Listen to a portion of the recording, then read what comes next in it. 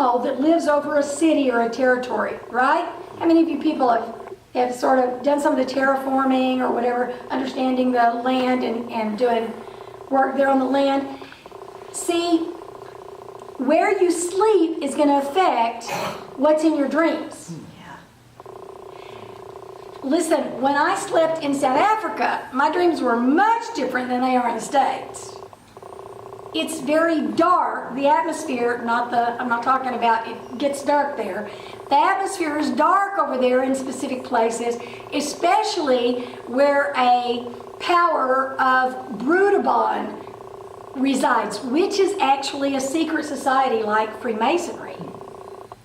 And it's dark and it's cruel and it's mean.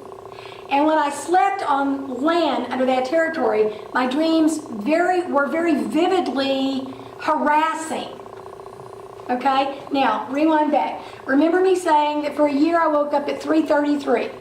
Okay, so I'm just amazed that God's speaking about this 3:33 thing, and I can't figure out what's going on.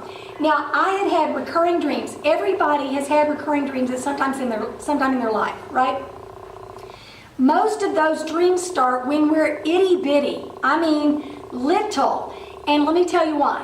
The reason is because the enemy, if he can deter you or blind you from what your real call is, then he can sit down on his laurels and not worry about you.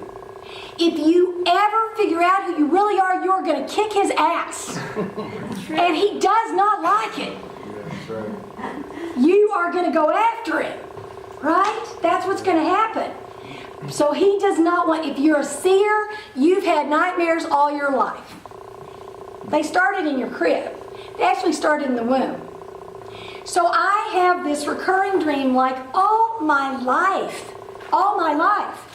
And it's a group of people are chasing me, and I don't know, it's between 10 and 20 people, and I know that if they catch me, what they're going to do is they're going to inject me with a hypodermic, and it's something that's going to paralyze me from my neck down.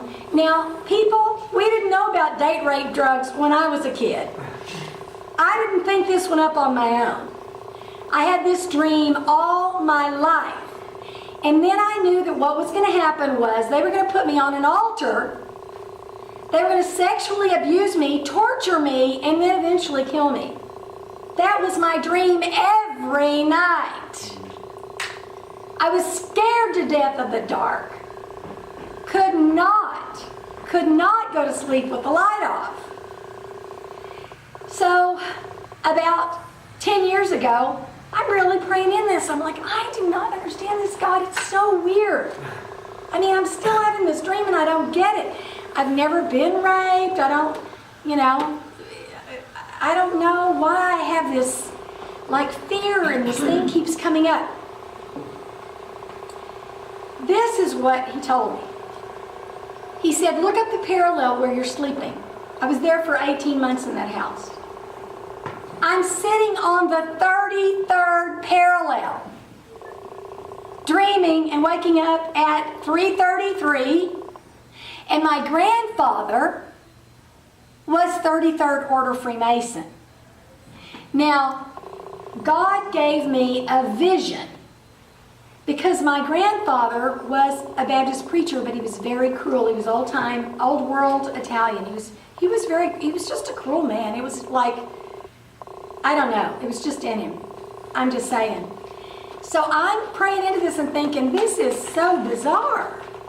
And so I go into this vision. I mean, like, bam, into this trance. And I'm inside my grandfather Patella's body and looking out his eyes, right? And so I'm walking down. He's walking down the hallway. Everything's seafoam green, right? I know it's a hospital. And then he comes to a window with the chicken wire in the window. It's the nursery, right?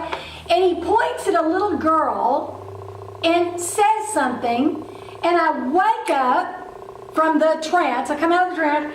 And the Spirit of the Lord says to me, your grandfather marked you for the kingdom, but it wasn't my kingdom. He he began to tell me what to do and what to declare. And it was bizarre. It was like a prophetic act. It was like he was breaking off strings from my being, from my conscious, subconscious, my essence, my being, my DNA, right? And he was just cutting it all off. And I never had the dream again.